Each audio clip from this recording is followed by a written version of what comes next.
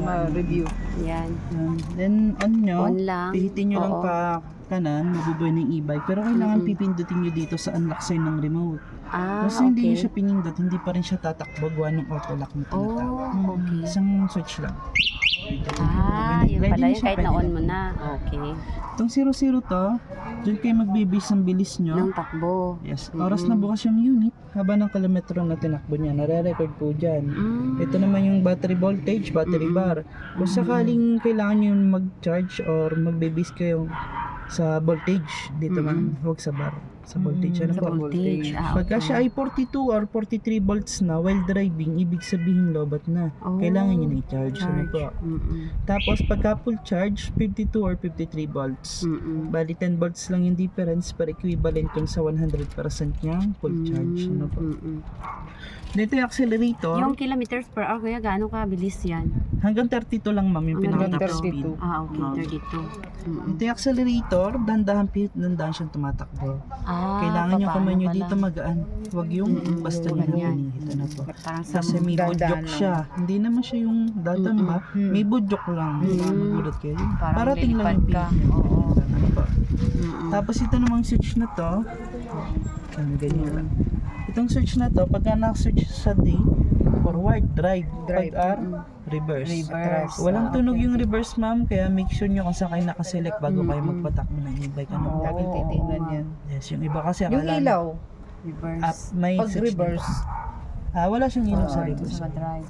parang ano ba?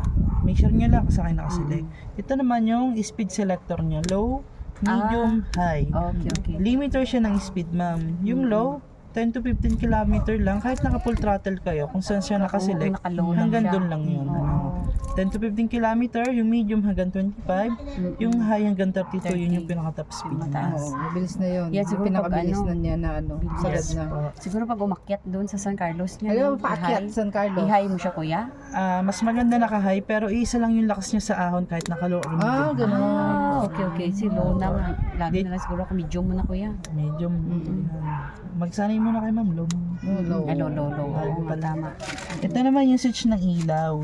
Yan, pag nakasagad sa kanan, off siya. Yung gitna, buhay yung tail light, yung ilaw sa likod. Out sa gitna. Opo, isang pihit pa mabubuhay yung headlight niya, yung ilaw sa una. Meron siyang high beam, meron ding low beam. Okay. High beam at saka low. Pagka ganitong araw, kailangan bang bukas ang ilaw? Kahit hindi na, no? Hindi na po. Hindi na. Kailangan Gabi lang talaga yan. So, naka-off na yun, kuya? Yup, wala. Off lang yan sa araw. Dito. Make sure nyo na naka-off siya Sige, kung sige. magpapark kayo Libre. sa gabi. Ano po, ipapaliwanag ko kung bakit kailangan naka-off kayo. Ano? Naka-off na ilaw? Apa. Ito yung signal light, pitin nyo lang pakaliwa. Kung pakaliwa kayo, makikita nyo siya sa panel board kung saan siya naka-switch. Okay. Kung papatayin nyo, itong white button, pindutin nyo lang. Patay na yan. Kung pakanan, ganun lang din. Ano ba, bumalik. Lumiko kang kanan. Bumalik ka na, i-off mo lang. I-off ko na. Pindot. Doon. Tapos, meron Pasok ko na siyang, lang doon. Si Kuya. Pasok ko na lang doon. meron siyang hazard. Pitin nyo pakaliwa. Paturo na lang po kayo sa daddy. Sabay umiilaw yung signal light. Sabay umiilaw yung signal light nyo. Ay, advisable na gamitin ma'am pagka nakapark kayo sa gilid ng Saan? kalsada. Ayun. Yung kanyang hazard. Hazard ang tawag din yung sabay sa Saan dyan? umiilaw. Ayun, nag-ano. Pag nakapark sila. Yes po. Kasi paano nga yung ginawa mo? Yan. Pitin nyo pakaliwa, saka pakanan. Okay. Isang ano lang ba, Oo, tapos ganyan. ganun. Kung papatayin pindot. Pindot yan. na gitna. Okay. Ito yung horn switch. Ay, pukay mo. Ito din. Bastos ka. Horn switch. Yan. Bali dalawang switch, isa lang Kabilaan. connection yan, ma'am. ha? Sige. Ito naman yung switch ng wiper. Yan. Pag naulan. Pag naulan. Yes po. Wiper. Off nyo na lang pag hindi nyo gagamitin. Lalo na din pag magpapark kayo sa gabi, hindi nyo na po gagamitin. Tapos, ito yung preno nyong sa likod. Mas advisable nyo gamitin kasi dalawang gulong yung pinipigilan niya. Sa likod. Opo, Okay. ito yung sa una, pang-supportan nyo lang siya pang full stop. So Full usually stop. pala dapat dito na lang ang Yes po, masanay kayo sa kaliwang preno. Hindi, yung saka mas sanay sa kaliwa talaga. Oo. Ano eh. Opo. Tapos, kung mapapansin nyo yung preno niya, meron siyang ganito. Ang purpose niyan, yan yung kanyang lock ng preno. Press lang, then kulwet. Once na nakaganyan yan, Hindi siya andar. nakalak yung gulong nyo, then may nakakonected nyo na brake sensor. Lahat. Ang brake sensor, once na nagpisil kayo dyan or nakalak yan, hindi siya tumatakbo. Automatic kinakat yung power ng unit. Kaya sa madaling sabi, pag magpapatakbo Usually, pag- kayo ng e-bike, kailangan naka-release yung mga preno. Lahat. Maka-release yan. Ito din sa kabila. Paano siya release lang? Press lang, ma'am. Sige, Sige po. press mo pa. Ayan, automatic siyang natatanggal. Tapos sa paglalak, Kailangan ayan, ano, supportahan nyo ng isang kamay, ma'am. Okay. Kaya siya ng isang Sagad kamay pa. lang, Oh. pero hindi ko ina-advise yun kasi Baka napupudpud to. masisira. Oo, Yung ngipin. sa Kaya bagay. kailangan supportahan nyo talaga siya ng Tapos, isang kamay. yun, ganyan. Ayan. Ganyan po. Make sure nyo lagi kinang-keep brake pag titigil kayo, ma'am. Lalo na kung medyo palusong or may kasama kayong Ito. bata. Ano, kasi sensitive tong accelerator, baka mamaya mabitinin ng bata. Tatakbo na yan. Ano po. So, dapat lagi dito naka-brake. Yes po. Hawak mo naman lagi yan. Pag Tapos yan, kung papatayin nyo, gamit lang din uli yung susi kung susi yung binuha nyo. Automatic Ay, yung yan. may pipindutin doon, wala na. Wala na Pag kang i-off. pipindutin. Pagbubukas lang. Pag-off, unlock. pagbukas lang. Ah, sige. Tapos meron siyang remote. Yung ating remote, meron siyang 4 icons. Bali itong lightning sign, to click niya, mabubuhay yung e-bike. Ibig sabihin, pwede nyo siyang patakbuhin ng walang susi, basta buhay sa remote. Kung saan nyo binuhay, doon nyo lang mapapatay. Baka mamaya napindot ng bata or kung may bata kayo dyan, magtanga kayo, ba't hindi nyo mapatay? Ibig sabihin, dito siya binuhay. Diyan din. Ah, okay. Oo. Ah, ibig sabihin pala hindi nila mabuksan kapag ang remote ang ginamit Yes. mo. Ay, di maganda Doon, pala banda. remote ang gamitin pag nag-on. Pag nawala yung remote, hindi nyo magagamit yung e-bike. Kasi pag susing gamit, Isa lang yan, kuya? May spare siya. Ano kasi buti pa? naman 11, 10. Itong unlock Bilangin mo sign na yung lang. pampatay niya, ma'am. Pag mamatay yun. 9. Baka sa may kotse, Ito blue na yan. bubuhayin, Yes, tapos po. ito papatayin. Yes. 2 click nito, mama. 9, 8, 7, Isa lang, di ba? 2 click. 6. Yan. Ito ang patay. Aba, yung logo na ko. Ito locator lang. Ang dami Kung yan namin nakuha nakapark kayo sa mall, may same e-bike kayo, pindutin nyo lang. Nagbibip lang naman yan. Yan. Tapos mahanap mo kung saan. Ito naman anti-tap alarm. Ang anti-tap alarm, Pag may ang function nanakaw. niya, Ah, mag-alarm yan pag kami nag-ano ng bike mo? Ito ang mag-alarm mismo? ito pa, itong alarm na to. Pag pinindot nyo ng isa, basta minagtang ka ng e-bike nyo, nagwawangwang yan, iilaw to, naglalaki yung gulong tanggal nangyayari. Hindi matanggal. Yan, kunyari, nakapark dyan, minagtang ka. Yan, ganyan yung nangyayari. Nagwawangwang, naglalaki yung gulong. Ah, hindi maalis. Ang galing. Bali, continuous lang yan. Hanggang hindi nyo pinapatay dito sa unlock sign. Oh, Yan. okay. Isang pindot lang, patay na. Ito nyo, pag pinatay ko, Ganda pala nawawala hindi yun. manakaw to. Hindi po. Ingay Tapos, niya. ma'am, Oo nga pala, hindi pwede pala iwan lang yan dito, te. may auto lock siya, ma'am.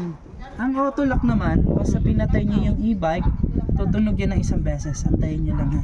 Ibig sabihin, pag tumunog siya, activated na, wala kang ibang pipindutin. Yun, tumunog na siya. Okay. Pag ni-off mo, may ganun talaga. Tumunog na sige, siya, ibig sabihin, activated na yung auto lock. Ah, Ang function ng auto lock, ma'am, iilaw din yung panel board, maglalak yung gulong. Mm. Same na anti-tap, ang kaibahan, wala lang siyang tunog. Yan, pag minag ng kanyang e-bike, yan, mapapansin nyo, iilaw yung panel board, naglalak yung gulong niya. Hindi rin siya naitutulak. Oh, okay. Ang kaibahan sa anti-tap alarm po, walang tunog. Pero yung function, same. Ano po? Yun, kaya ina-advise namin na kailangan naka-off yung mga accessory switch nyo, yung mga ilaw, wiper. Kung Naka-off, yung dapat nangyayari, lahat once na nag-activate yung auto lock, kasi yung auto lock sensitive yan. Once sa tahol lang ng aso or may dumaan na may vibrate, nag-activate yan. So lahat kailangan naka-off. Ito yung nangyayari, ano po, pag ano siya, nag-activate, gumagana yung mga accessories. Kaya hindi kailangan naka-off siya. Make sure nyo lagi naka-off. Ano po, pag magpapark kayo sa gabi. Ayun, Lahat dapat naka-off. ano po. Tapos ito yung charger, ma'am. Charger. Iwasan nyo na lang tumabagsak, mabasa para hindi mabad yung warranty. Pagka nakasira yan, pwede mo bumili sa inyo? Lahat mo lang part ng pyesa available sa amin. Ito siya sinasaksak. Hindi kasi may iwasan talaga yun eh.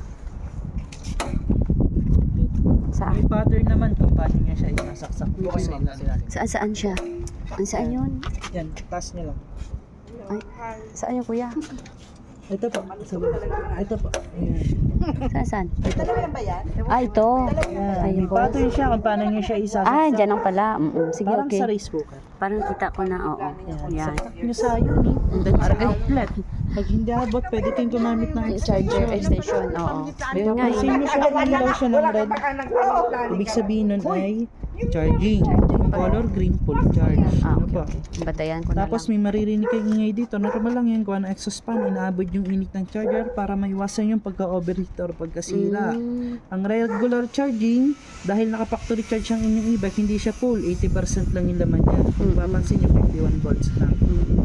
Yan. Ang regular charging niya, 10 to 12 hours.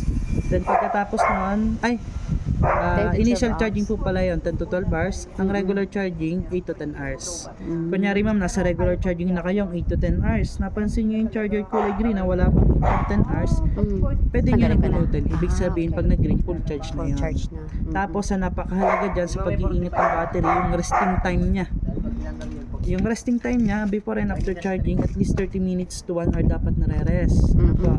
Tapos, pagdating sa charging, dapat continuous. Bawal siyang paputol-putol. Dapat Kunyari, mag-full talaga siya. Apo, kunyari, may bibiling kayo sa tindahan, nakacharge, Tatanggalin nyo. bunutin nyo, gagamitin nyo, Ayun yun. pagbalik saksak, nakakasira siya ng battery. Kailangan Sa bagay. continuous.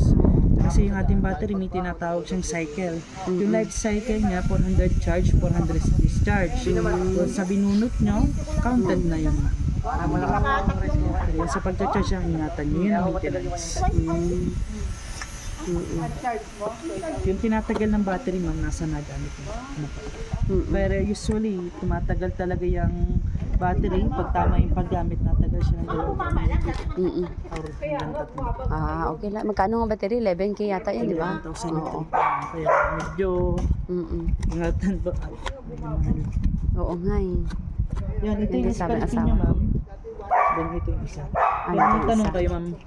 Wala naman. Pagka Wala ano pa. lang, Sana yan, dyan na wala lang pa. ako magtatanong. Kaya ma'am, may ano, marunong Oo, ka sige, kasi. sige. Yan, sa Kay Ate pagdadrive, Jane. ma'am. Ha? Try nyo i-drive.